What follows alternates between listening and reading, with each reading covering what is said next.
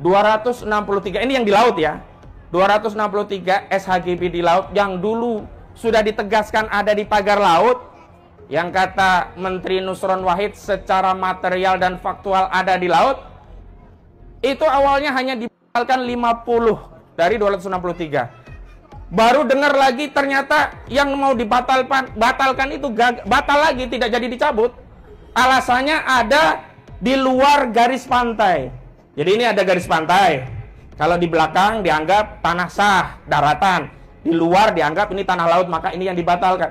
Padahal garis ini sesuka hati mereka tarik ke tengah juga bisa dengan dalih, oh itu dulu adalah tanah daratan yang terkena abrasi. Padahal di pantai utara itu kagak ada judulnya abrasi. Tolong orang yang berbuat dolim, termasuk juga yang didolimi. Sampai para sahabat bertanya, kalau kita diminta menolong orang yang didolimi, itu masih masuk akal gitu. Tapi bagaimana kita menolong orang yang berbuat dolim? Ya. Unsur ahoka doliman au madluman. Tolonglah saudaramu, baik yang berbuat zolim ataupun yang dizalimi.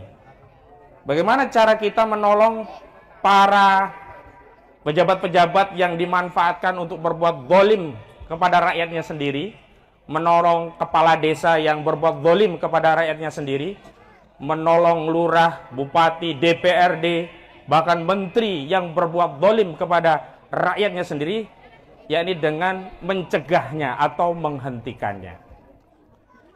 Yang selanjutnya bahwa amanah amar ma'ruf nahi mungkar ini, terlepas ada amanah dari Habib Rizik Syihab, memang kami berkepentingan untuk menyampaikan karena ini amanah ilmu yang kebetulan oleh Allah kami diberi karuniai pengetahuan untuk memahami apa sih itu PSN PIK 2 dan bagaimana cara oligarki atau aguan ini berbuat dolim kepada rakyat khususnya yang ada di Banten ini.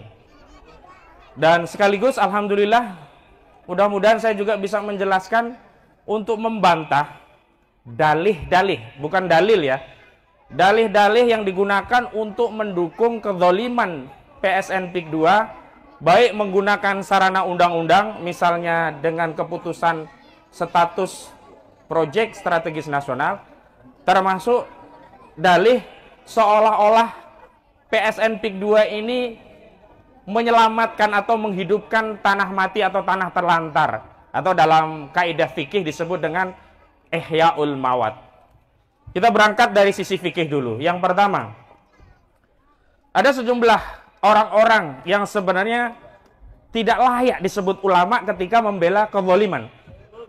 Kenapa? Karena dalam Al-Quran dikatakan innama yakhshallaha min ibadihil ulama.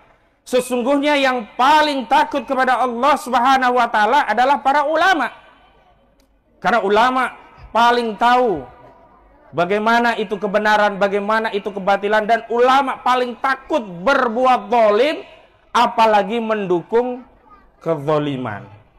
Jadi sebenarnya kalau ada ulama mendukung kezaliman, patut dipertanyakan ini apakah benar-benar orang yang bisa disebut sebagai ulama yang paling takut kepada Allah, atau sebaliknya ulama yang takut pada penguasa atau berburu dunia dengan ilmu yang dikaruniakan kepadanya.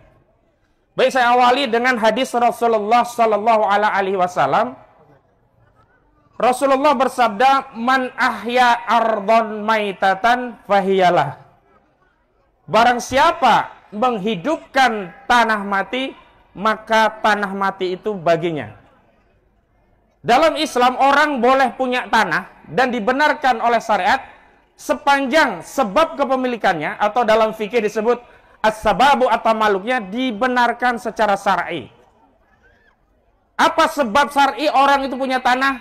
Bisa membeli, bisa dapat warisan, bisa dapat hadiah atau hibah, atau dia mendapatkan iqta'ud daulah, pemberian dari negara. Contohnya, tahun 80-90-an dulu, Pak Harto itu punya program namanya transmigrasi. Kemudian satu keluarga dibawa ke Sumatera, ke Kalimantan, dan setiap keluarga itu diberi tanah 2 hektar. Nah, tanah pemberian negara ini disebut iqta'ud daulah, sehingga kalau orang punya tanah diberi dari transmigrasi, secara agama sah itu menjadi tanahnya. Ini yang disebut dengan iqta'ud daulah. Dan ada lagi as-sababu atau maluk, sebab kepemilikan karena ihya'ul mawat, menghidupkan tanah mati. Apa itu definisi atau ta'rif tanah mati? As-Syekh At-Taqiyuddin An-Nabhani, beliau menyampaikan dalam redaksi bahasa Indonesia seperti ini kira-kira ta'rif atau pengertian tanah mati. Tanah mati adalah tanah yang tidak ada tanda-tanda kehidupan, belum pernah tersentuh oleh manusia, baik dengan pengelolaan atau tanda-tanda kehidupan sebelumnya. Kira-kira di Tangerang, di Banten ini ada tanah mati atau enggak? Kagak ada. Kira-kira di Tangerang ini ada nggak tanah yang terlantar nggak? Kagak ada. Tanah mati itu hanya terjadi dulu kakek buyut kita yang pertama mendaratkan kapal-kapalnya di Pulau Jawa ke Banten, kemudian belantara, dia hidupkan belantara Banten, maka dia masuk kategori ihya'ul mawat, dia menghidupkan tanah mati atau terlantar. Ini sebab yang syar'i, maka menjadi pemilik yang sah kakek buyut kita. Para pendahulu kita, kakek buyut kita orang Banten dahulu itu pemilik sah karena mereka yang pertama kali ihya'ul mawat tanah Banten. Bukan Agung Sedayu, bukan Aguan. Apalagi Aguan kakek buyutnya dari Banten atau dari luar Banten? Dari sono, seberang jauh. Jadi gak ada pembenaran sedikit pun orang merampas tanah rakyat yang sudah dimiliki. Baik ada yang dengan pewarisan, rata-rata kan pewarisan. Ada juga dari membeli. Sudah dikelola bertahun, berpuluh tahun, bahkan ratusan tahun di tanah Banten.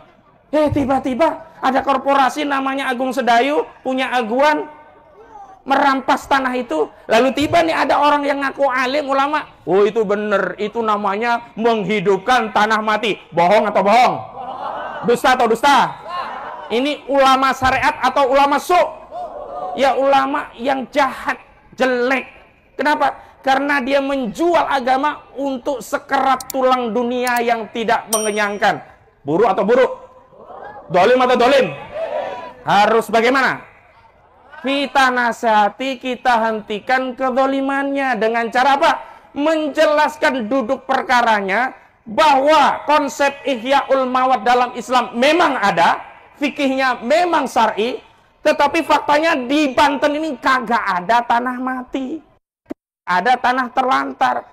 Sehingga orang yang menyatakan PSN PIK 2 harus dukung dengan dalih bahwa itu menghidupkan tanah terlantar, menghidupkan tanah mati dengan dalih ihya'ul mawat, maka sebenarnya dia sedang mengambil bagian neraka untuk dirinya. Ini bahaya sekali. Sehingga ketika kita jelaskan dan itu menghentikan dirinya untuk tidak berbuat zalim, berarti kita sedang menolong saudara-saudara kita ini. Karena perintah Nabi, unsur ahoka zaliman au mazluman. Ini dari sisi dalil syar'i fikih tentang ihya'ul mawat. Yang kedua dari sisi hukum negara. Yang disebut PSN itu adalah proyek strategis nasional. Yakni proyek yang punya nilai strategis untuk kepentingan nasional yang tujuannya meningkatkan pertumbuhan, kesejahteraan, dan ekonomi di daerah. Sekarang pertanyaannya, ada orang punya tambak, setahun tambaknya bisa panen 3 kali. Sekali ngangkat tambak itu menghasilkan bandeng, udang, dan sebagainya. Kalau dijual 70 juta kira-kira. 1 tahun panen 3 kali, berarti berapa? 210 juta. Tiba-tiba ada orang mau datang dengan dalih ini proyek PSN. Dibeli tanah tadi 50.000 per meter. Ini menyejahterakan atau menyengsarakan? Ini proyek strategis nasional atau proyek strategis naga? Naga ini mau melahap tanah-tanah wong Banten dengan meminjam kekuasaan, minta label status PSN dari siapa? Dari siapa yang ngasih PSN? Jokowi. Jadi secara hukum juga PSN yang diberikan kepada proyek PIK 2 ini tidak nyambung dengan tujuan PSN itu sendiri. Selanjutnya, PSN itu sebenarnya juga selain nggak tepat tadi, luasan wilayahnya juga kecil, cuman 1.755 hektar. Itu sekitar di kecamatan Teluk Naga dan Paku Haji. Cuman tepatnya di mana sampai hari ini juga tidak ditunjuk oleh Agung Sedayu. Kenapa? Karena mereka memang sengaja menarasikan, menjual status PSN itu di seluruh wilayah Kabupaten Tangerang, bahkan sampai Kabupaten Serang, termasuk di Tanara ini. Sehingga kalau orang-orang mau dibeli tanahnya walaupun harganya murah, takut. Kenapa? Oh, ini kan PSN. Ini nanti kalau saya nggak mau jual, sama saja ngelawan negara. Daripada saya nanti di penjara, tanah saya juga nggak bisa saya ambil, ya sudahlah. Nggak apa-apalah. 50.000 perak per meter, nggak apa-apa. Itu pun ada yang belum dibayar, langsung digusur. Ada cerita yang sangat miris.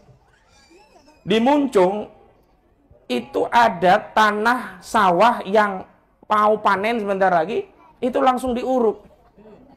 Tidak diketahui siapa yang nguruk. Baru orangnya tadi tanya ke desa, baru pihak desa justru menjadi juru bicara perusahaan, menawar tanah tadi 50.000. Jadi kita harus ingatkan, ketika kita mengingatkan orang-orang di desa, bukan kita benci sama kepala desa.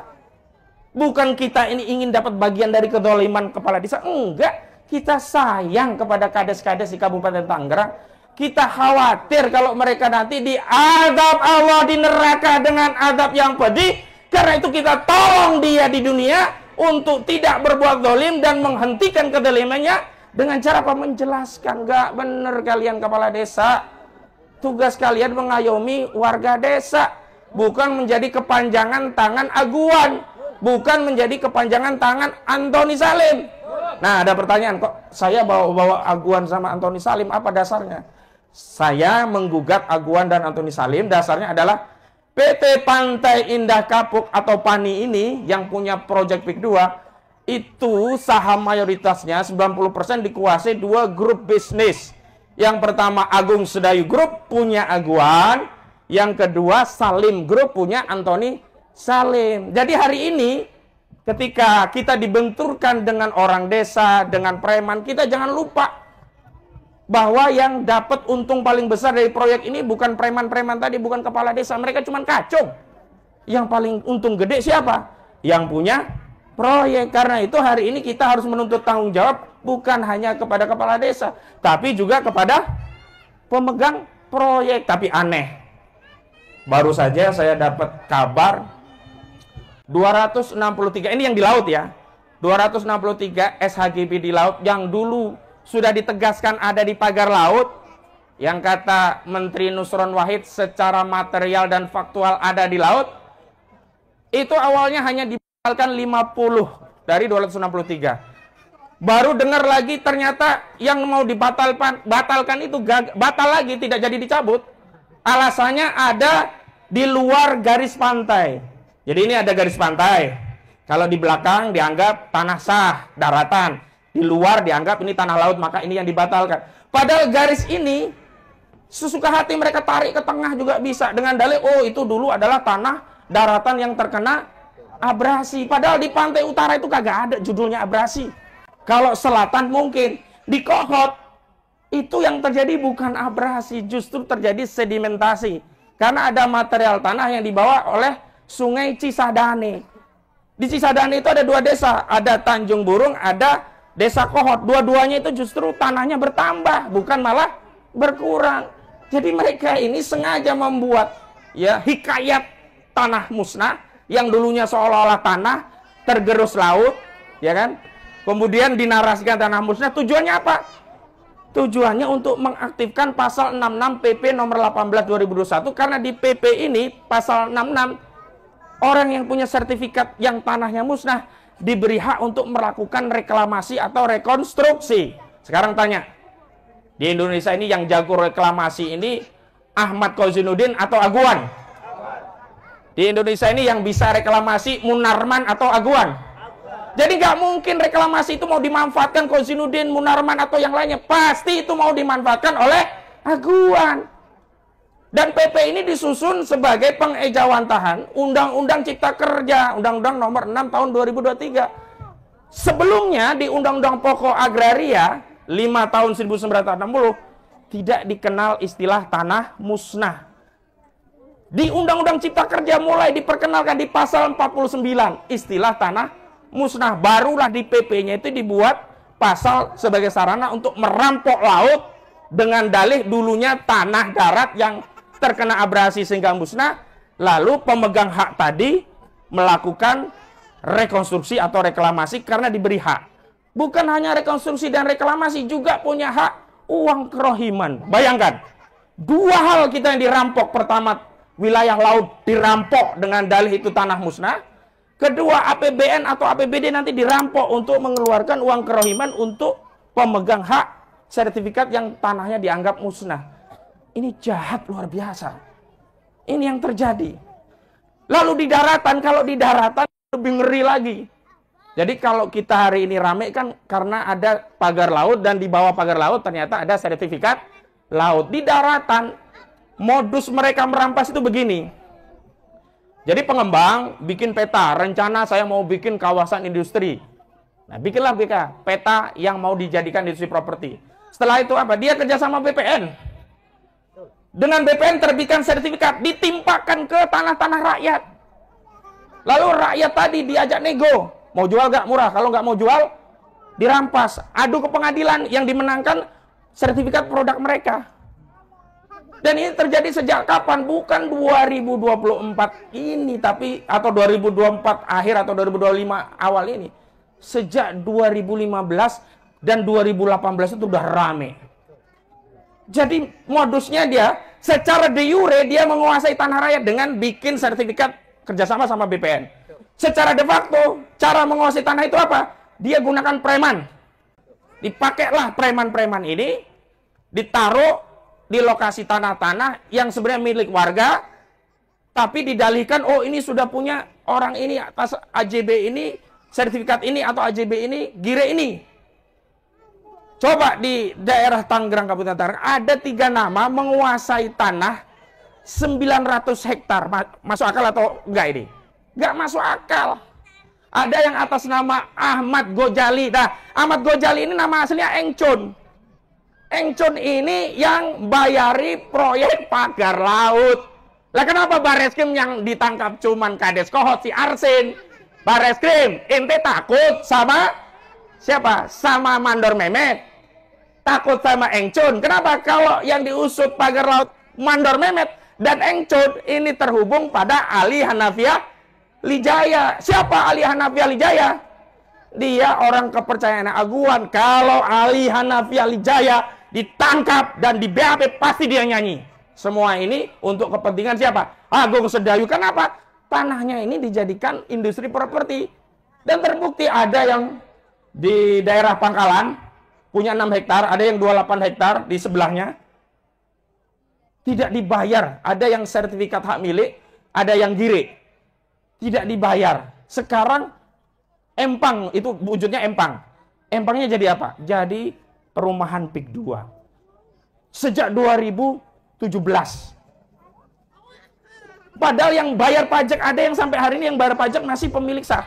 Tapi sudah atas nama perumahan Pantai Indah Kapuk 2. Zalim sekali. Lalu kita sekarang diajak, oh ya udahlah, yang penting sudah ada Arsin Kades Kohot jadi tersangka. Ada Sekdesnya jadi tersangka.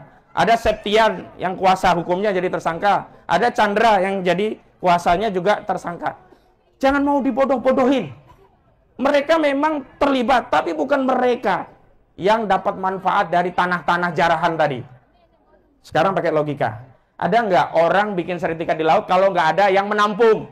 Ada nggak? Ada nggak orang bikin kalau nggak ada yang membiayai? Ada nggak? Nggak ada. Logika sederhana. Ada motor dicuri, modus pencuriannya BPKB sama STNK-nya dipalsukan. Jadilah kejahatan pencurian dan pemalsuan dokumen. 266, 263 masuk memasukkan keterangan palsu dalam dokumen atau akta otentik. Ini 266. Memasukkan dokumen 263. 263 6 tahun, 266 7 tahun. Ditangkap nih orang yang nyuri motor sama yang memasukkan sertifikat. Pertanyaan selanjutnya. Ketika ada yang menampung motor, yang menerima motor itu sebagai apa? Istilahnya apa? penadah. Diproses nggak? Harus diproses. Dan di dalam kasus maling motor pasti diproses. Nah, hari ini kejahatan perampasan tanah baik di darat, di laut, itu siapa yang nampung tanah itu? Aguan, Antoni Salim. Lalu kenapa yang kecil-kecil dikorbankan, ditumbalkan, sementara penadah tanah-tanah rampasan Republik Indonesia, yakni Aguan dan Antoni Salim, tidak ditangkap dan dipenjara? Takbir! Jadi kita ini ingin menyadarkan, bukan membuat marah. Tapi kalau kita dizolimi marah, itu benar kata Imam Syafi'i. Orang dibuat marah, tapi dia tidak marah, sebut saja dia itu keledai. Kita keledai atau manusia? Kita orang beriman atau orang beriman? Orang beriman layak marah nggak kalau didolimi? Kita agama Islam bukan agama lain yang kalau ditampar pipi kanan, kasih pipi kiri. Enggak begitu. Bahkan agama kita mengatakan siapa saja ya yang meninggal karena membela hartanya, matinya mati syahid. Jadi Islam itu agama yang memang tepos liro, menghormati, tapi ketika haknya dilanggar, kezaliman terjadi, Islam bukan hanya memberi hak untuk melawan, bahkan mewajibkan untuk menghentikan kezaliman dengan cara-cara yang sudah diatur oleh Islam. Selanjutnya, hari ini sudah kelihatan upaya untuk penyelamatan Aguan dan Antoni Salim, termasuk penyelamatan bisnisnya. Contoh, sertifikat yang katanya dibatalkan nggak jadi. Kenapa kalau sertifikat ini dampaknya nggak dibatalkan? Karena kalau nggak dibatalkan, sewaktu-waktu sertifikat tadi bisa diajukan untuk proses reklamasi dengan memanfaatkan hak reklamasi dan rekonstruksi dengan dalih tanahnya adalah tanah musnah karena udah jadi laut. Lagi pula mereka udah ngeluarin duit gede untuk bikin sertifikat itu. Nggak ridho mereka sertifikat itu langsung dibatalin. Jadi jangan percaya Nusron Wahid, apalagi sandiwaranya Mauro Warar Sirait sama Tito Karnavian. Datang ke proyek 2, seolah-olah membuka akses malam-malam. Itu ngelenong aja, jangan percaya. Karena selama ini mereka itulah yang terlibat. Zaman Tito itulah Aguan mengendalikan kepolisian. Mauro Warar itu orangnya Aguan, yang sekarang jadi Menteri Perumahan. Nah, hari ini sayangnya, nah ini yang menjadi perhatian kita. Semestinya kita dilindungi dan diselesaikan urusan kita oleh negara. Karena tugas negara itu adalah mengatur, mengurusi urusan rakyatnya. Al-imamu ra'in wa huwa mas'ulun an ra'iyati. Seorang pemimpin, seorang presiden, itu bertanggung jawab atas apa yang terjadi pada rakyatnya.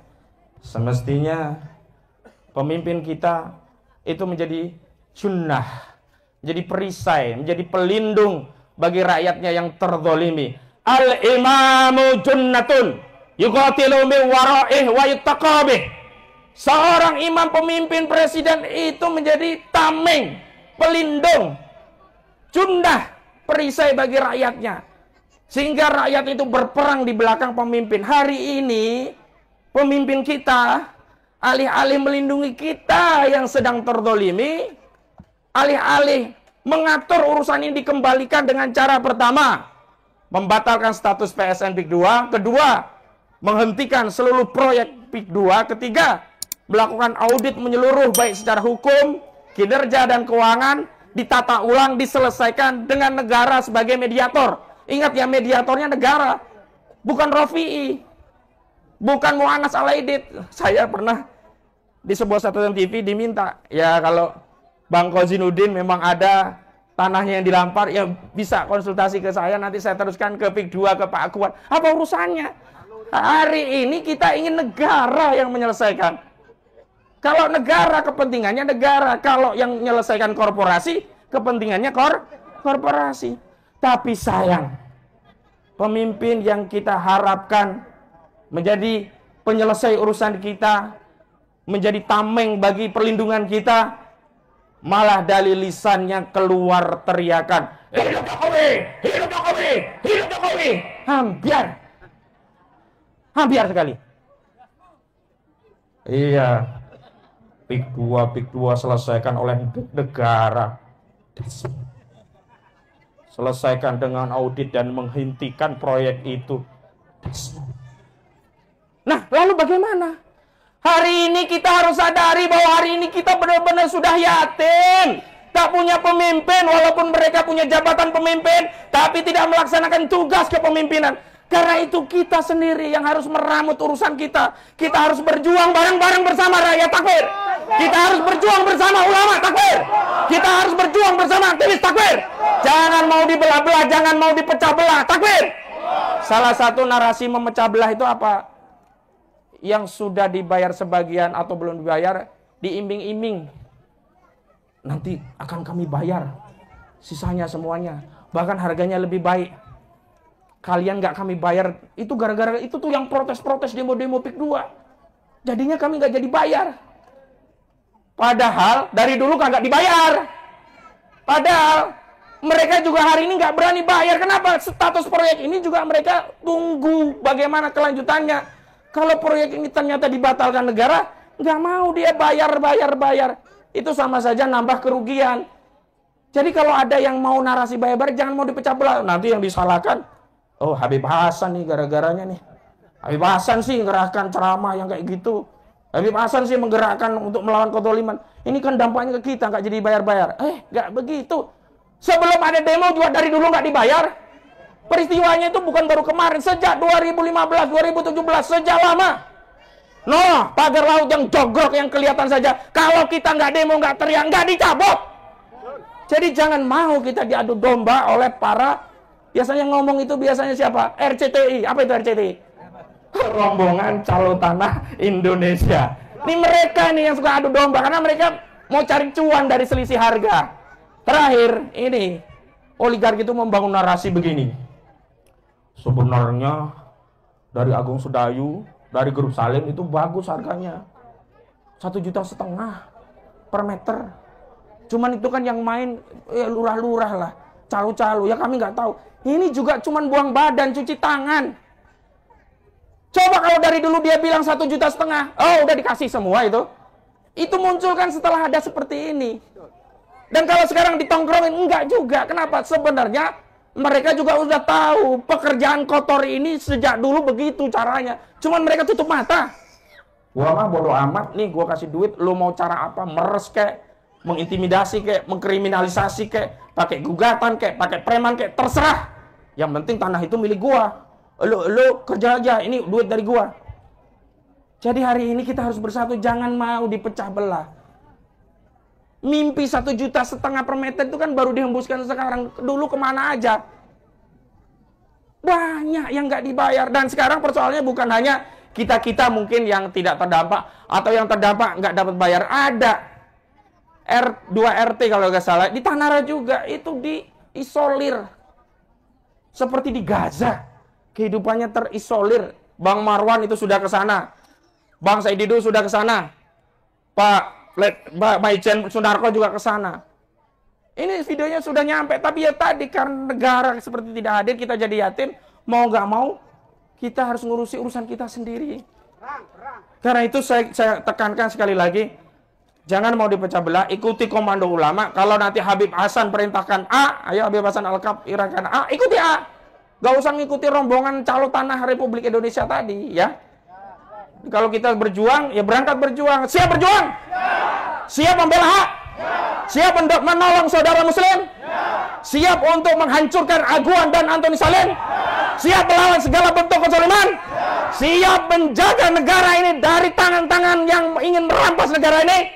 Siap menjaga kedaulatan negara? Siap tegakkan hukum Allah? Takbir! Assalamualaikum warahmatullahi wabarakatuh.